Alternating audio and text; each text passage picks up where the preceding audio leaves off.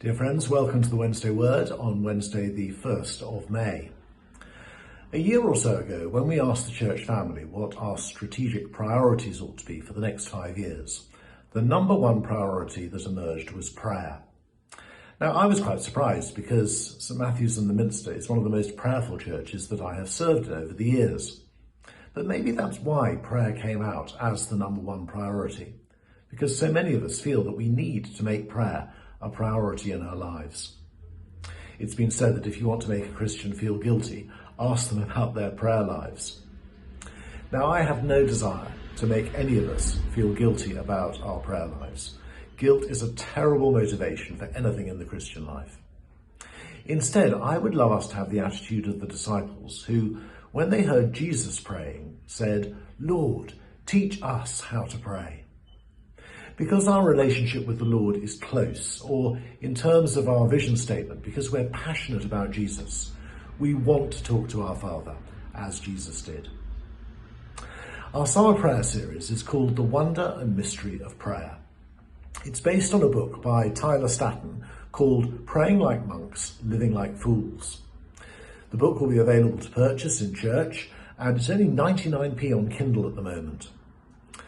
The series will begin by thinking about the wonder of prayer from Philippians chapter 4, where we will see that God is more interested in our relationship with him than in our prayer technique.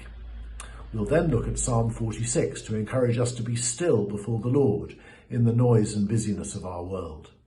In Matthew 6, we'll listen to Jesus talking to us about how to pray to God as our loving Father as he gives us the Lord's Prayer as a model for our prayers.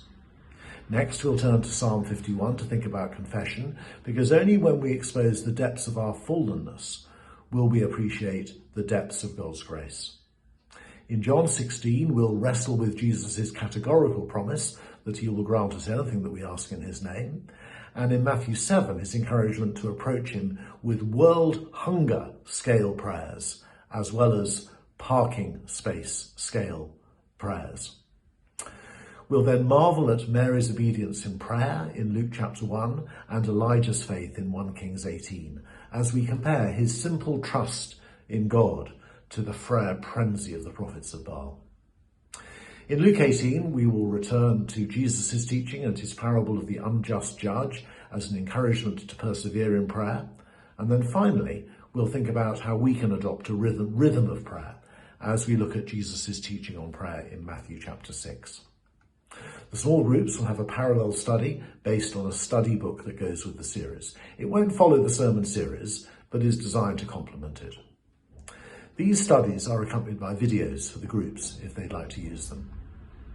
Now, I would love this series to impact our prayer lives individually and corporately. To aid that, we've recorded some interviews with members of the church talking about different aspects of their experience of prayer, which we will show each Sunday. There'll be some prayer activities to get involved in, such as a prayer wall at St Matthew's, a prayer tree at the Minster, a prayer room, and a prayer walk in August. We're going to have a couple of prayer and praise evenings. One, a Love Cheltenham prayer and praise, with the other churches in town. Finally, I'm keen to revive prayer ministry at all three services, and a prayer team who will pray for specific issues. Prayer ministry will give us all the opportunity to be prayed with at the end of our services, but we do need people who are willing to offer prayer. We can provide training on how to do this. It's not complicated. All you need is a desire to pray with others and trust in the Lord to answer our prayers. The prayer team will replace the old intercessors group, and this is a group of people who will commit to pray for specific prayer needs that are shared with them confidentially. I'd love to hear from anybody who'd like to join the prayer team and or the prayer ministry team. I'm looking forward to joining you on this adventure of prayer. If you've got any suggestions or ideas as we go through this series, I would love to hear from you, especially if you'd like to get involved in some way. As the poet George Herbert said, prayer, the church's banquet. Come and feast with us this summer. God bless you today.